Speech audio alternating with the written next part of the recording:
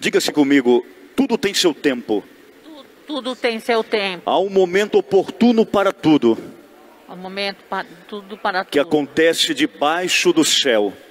Que acontece debaixo do céu. Eu queria hoje pensar Eclesiastes 3. Dentro do contexto, nós aprendemos na tradição bíblica que Eclesiastes, que não é o mesmo que eclesiástico, Eclesiastes fora escrito por Salomão. Salomão também, segundo os entendidos da Sagrada Escritura, atribuem a ele também esta obra. É um livro onde Salomão produz muita sabedoria, muitas pérolas sábias. E é interessante, minha gente, porque nasce da experiência de Salomão com a sua própria vida, vivendo no tempo de cada dia, e ao mesmo tempo observando o mundo, o tempo, as coisas à sua volta. Eclesiastes nasce de um homem totalmente contemplativo. E é aqui que nós já aprendemos com Salomão que a vida só tem sentido se nós a contemplarmos, seja nos dias ruins, seja nos dias bons. Nesta contemplação dos dias, da vida, do tempo, nós tiramos lindas, profundas e sábias lições. Não são só os dias bons que nos ensinam, os dias ruins também. Aprendemos no sofrimento, aprendemos na penúria, aprendemos no sucesso, aprendemos em todos os momentos e circunstâncias. Mas olhando para esse texto e com o seu contexto, nós vemos que há um tempo certo para cada coisa e cada coisa tem o seu propósito. É o primeiro ponto que eu quero pensar essa noite com a comunidade. Ou seja, olhando aqui, nós percebemos que tudo nessa vida tem um propósito. Tudo nessa vida podemos extrair uma lição. E tudo nessa vida passa ou passará. Quem hoje está feliz, já vai se preparando porque em algum momento você vai ficar triste. Felicidade passa, a tristeza também passa. Quem está com muita saúde, uma hora vai ficar enfermo. A saúde passa, a enfermidade também. Por isso que a vida é vivê-la sabendo da sua vulnerabilidade. É saber viver com o joio e com o trigo, nas mesmas circunstâncias, com o dia e com a noite, com a dor e ao mesmo tempo com a alegria. Olhando para esse texto ainda, nós percebemos que há um tempo chamado hoje. Diga isso comigo, há um tempo.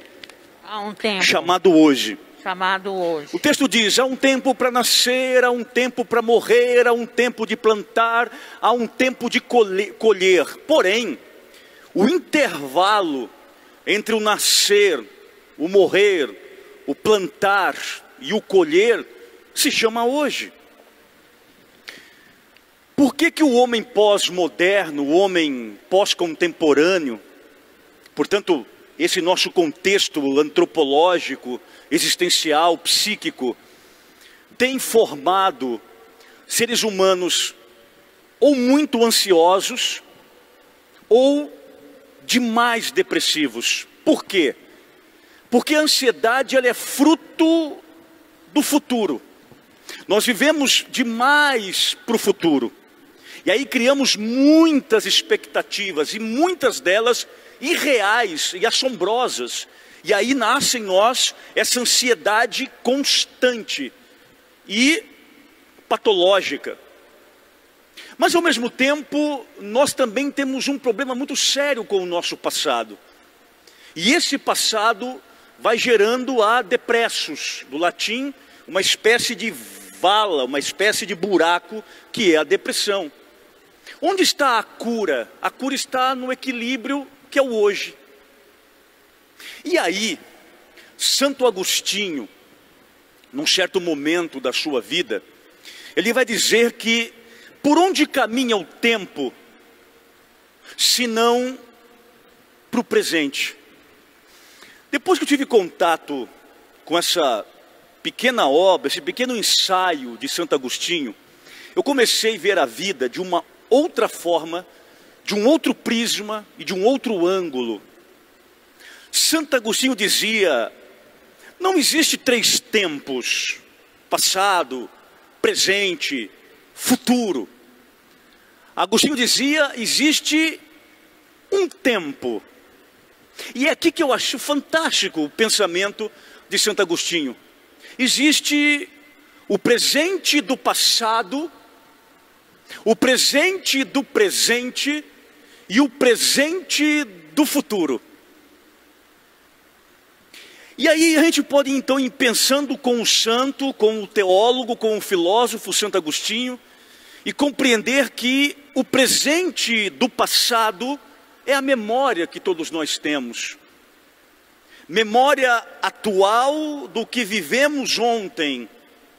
Se foi bom, se foi ruim, se eu aprendi, se não aprendi, se eu caí, se eu levantei. É um presente passado. Quando ele fala em presente do presente, ou presente, Agostinho está falando que nós precisamos entender exatamente esse contexto que ele vai classificar como a percepção. O presente é um tempo de experiências. O presente é um tempo de perceber a vida, perceber as coisas. E aqui está um outro ponto da modernidade, ou da pós-modernidade. Embora a gente levante cedo, ou pelo menos a grande maioria ainda acorda muito cedo, para trabalhar, para estudar, para caminhar, para sei lá eu o quê, a gente acorda cedo, toma café, faz alguma coisa, vai trabalhar, vai fazer uma caminhada, vai para uma academia, sei lá eu para onde vai. Mas não significa que porque eu abri os olhos e desci da cama, que eu estou acordado. Acordar tem a ver com vigilância, tem a ver com atenção à realidade presente. Quando Santo Agostinho fala de presente do presente, de percepção, ele está dizendo que nós precisamos viver a vida ainda olhando em todos os lados e sentidos, percebendo, por exemplo, as surpresas da vida, que são na verdade as surpresas de Deus. Tem numa sessão de parábolas de Mateus capítulo 13, eu vou só te fazer aí uma anamnese bíblica. Existem vários compilados parabólicos no Evangelho de São Mateus, quando Jesus está contando para os discípulos e para a multidão que o acercava, que existe aquele homem que estava trabalhando e de repente ele estava cavando um terreno e encontra um tesouro. Esse encontro do tesouro é uma surpresa, porque ele não esperava que naquele terreno tivesse um tesouro escondido. Depois ele conta logo em seguida, nós estamos aí na altura de Mateus 13, 44, 45 mais ou menos, que um outro negociante de pérolas vai sair atrás de pérolas preciosas, de grande valor. Então nós descobrimos que a vida perceptiva é aquela que você está acordado e vigilante, está atento a todas as coisas que acontecem na sua vida. Isso é viver bem o tempo. E aí ele vai falar então de presente do futuro, que significa as expectativas que nós temos. Mas veja, qual é a diferença de pensar passado, presente e futuro, e presente do passado e presente do futuro na linha agostiniana? É pensar que tudo é esse momento.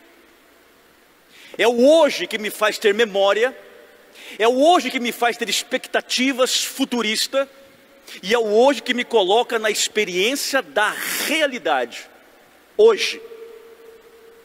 E aí compreendemos justamente que o mesmo Agostinho vai dizer, estes tempos encontra na alma e não alhures, ou seja, não se encontra em outro lugar, senão na alma do ser humano. Minha gente, o ser humano está doente na alma. A grande pergunta é, como é que se cura a alma? A alma se cura com o remédio do Senhor do tempo. E o Senhor do tempo é Deus. É preciso que nós vivamos o nosso hoje e aprendamos com Salomão, quando escreveu Eclesiastes, a confiar nossa vida no Senhor do tempo, Deus. Vocês sabem que nós falamos muito, e é uma expressão grega, antiga, muito linda, kairos e kronos. Isso aqui está ligado à mitologia grega, inclusive, mas que foi adotado depois na teologia. O kairos é o tempo sem tempo, ou seja, o tempo eterno. E é para lá que nós estamos rumando, caminhando, todos nós aqui. Cada dia que passa você está um passo mais próximo do tempo eterno e um passo a menos no tempo cronológico. Cronos é esse tempo biológico, psíquico, sociológico que vai nos devastando a cada minuto. Quando você faz aniversário tem duas curvas. Não reparamos nisso. Quando fazemos aniversário nós morremos e nascemos. Por isso que no bolo do aniversário você apaga a vela e não acende. Apagar vela significa menos, ausência de luz, ausência de celebração. Portanto, a cada ano que nós ficamos mais velhos, biologicamente estamos envelhecendo, mas estamos rumando para o kairos, para o tempo eterno, para o tempo de Deus. Há uma outra coisa importante aqui. Tempo de plantar, tempo de colher. Eu não planto hoje e colho agora, minha gente. Não há imediatismo. Entre o plantar e o colher, ao hoje do cultivo, ao hoje de você lavrar, ao hoje de você cuidar, ao hoje de você zelar. É o hoje, novamente. Uma das palavras mais lindas quando se fala em agricultura, em cultivo, em planta, em horta, em hortaliças, em sementes. E por isso que a Bíblia é recheada desse tipo de parábolas agrícolas. É para exercitar em mim e em você a paciência que nós não temos mais. Paciência é uma palavra que a gente fala errado. A gente fala paciência, deveria falar paciência. Tudo no tempo certo. Um terceiro ponto é pensar o tempo das esperas. Nós também não temos mais a paciência para esperar. Nós estamos muito ansiosos, muito afoitos. É preciso maturar a vida. Maturidade é um processo lindo. Por isso tem gente com 20 anos de idade que tem maturidade. Tem camarada com 60 anos de idade que não tem maturidade nenhuma. Tem que parar de achar que só porque é idoso é sábio. Tem que parar de romantizar a coisa errada, viu, minha gente? Tem muito idoso que não tem sabedoria absolutamente nenhuma.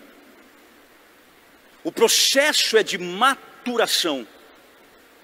As longas e sucessivas esperas, o amadurecimento do grão, a capacidade de esperar o tempo exato, de falar, de agir, de comentar, de silenciar, de calar, tudo isso no tempo.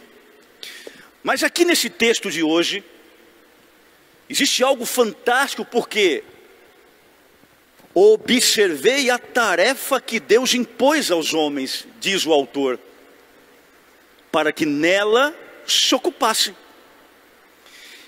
E aí ele vai dizer, as coisas que ele fez são todas boas no tempo oportuno. Isso aqui me chama muito a atenção.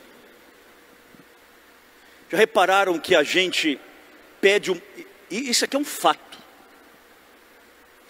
A gente pede as coisas para Deus, não tem paciência de esperar Deus fazer o que nós pedimos, e quando Deus dá, a gente já reclama porque acha defeito no que pediu para Deus. É como se Deus fizesse as coisas com defeito. E Deus não pode fazer nada com defeito, minha gente, porque Ele é perfeito. As coisas defeituosas, quem fazem, somos nós, seres humanos. Eu gosto muito de poesia, porque a poesia te faz ver o mundo, as pessoas, a natureza, de uma outra forma. Os poetas naturais dizem uma coisa muito profunda.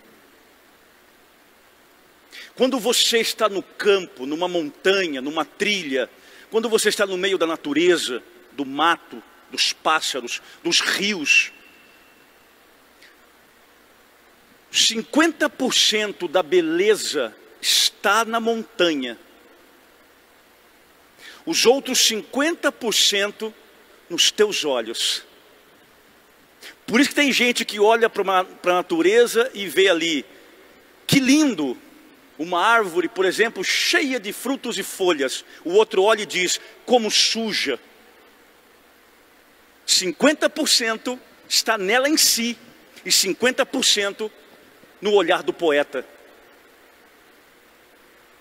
As coisas de Deus todas que Ele já deu para ti, todas, sem nenhuma exceção, são lindas e perfeitas, mas aí depende como você olha e agradece a Ele o que Ele tem te dado. E por fim, eu queria citar o grande poeta romano Virgílio, que cunhou a expressão tempus fugit, do latim, o tempo que voa, o tempo que foge. Virgílio, quando escreve essa poesia em Górgias, ele vai justamente frisar o seguinte: o tempo é breve por demais. Não podemos trancafiar o tempo numa garrafa, numa bolha, num quarto, porque o tempo ele vai saindo pelas frestas. Quantos anos você tinha há 10 anos atrás? Quantos anos você já tem hoje? Quantas coisas você prometeu há 10 anos, os 10 anos já se passaram e você sequer começou. E você acha que todo mundo está envelhecendo, que todo mundo vai morrer, menos o alecrim dourado do campo, menos você.